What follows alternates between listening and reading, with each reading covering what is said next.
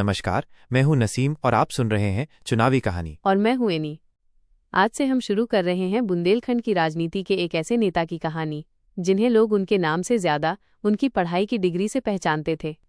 जी हाँ, हम बात कर रहे हैं दादा बाबूराम एम.कॉम की। ये नाम बुंदेलखंड की राजनीति का पर्याय बन चुका था। एक ऐसा नेता जिसने कांग्रेस का पतन किया और भाजपा को इस इलाके में खड़ा करने का काम किया। बाबूराम दादा की राजनीति की शुरुआत हुई 1977 में। उस समय श्यामगुप्त विधायक बने थे और उनके साथ लगकर बाबूराम दादा ने भी राजनीति की सीढ़ियां चढ़ना शुरू की। तब राजनीति सोशल मीडिया की नहीं बल्कि लोगों से मिलने जुलने, विकास, शिक्षा और रोजगार की बातों की होती थी। और अगर कहीं धर्म की हवा चल जाए तो उसका फायदा प्रत्याशी को मिल जाता था। 1980 में कांग्रेस ने सुरेश दत्त पालीवाल को टिकट दिया।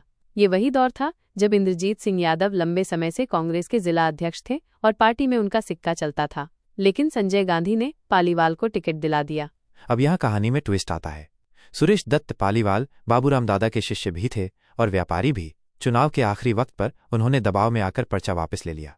समाज और पार्टी में उन पर आरोप लगे, लेकिन फिर भी वो 1980 का चुनाव जीत गए। यही वो पल था जब बुंदेलखंड में कांग्रेस का पतन शुरू हो गया और बाबूराम दादा ने तय कर लिया कि वो अब पीछे नहीं हटेंगे।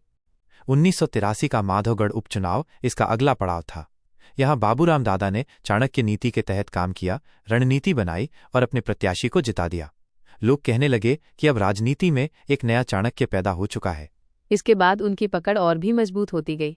ब्लॉक प्रमुख चुनाव में उन्होंने केशव सिंह सेंगर जैसे उम्मीदवार को, जिनकी आर्थिक हालत बेहद कमजोर थी, विजय दिलाई, जबकि उनके सामने सुरेंद्र सिंह जैसे पैसे और जमींदारी वाले कांग्रेसी उम्मीदवार थे।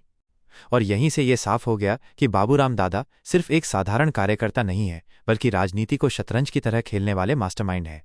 लेकिन कहानी यहीं खत्म नहीं होती।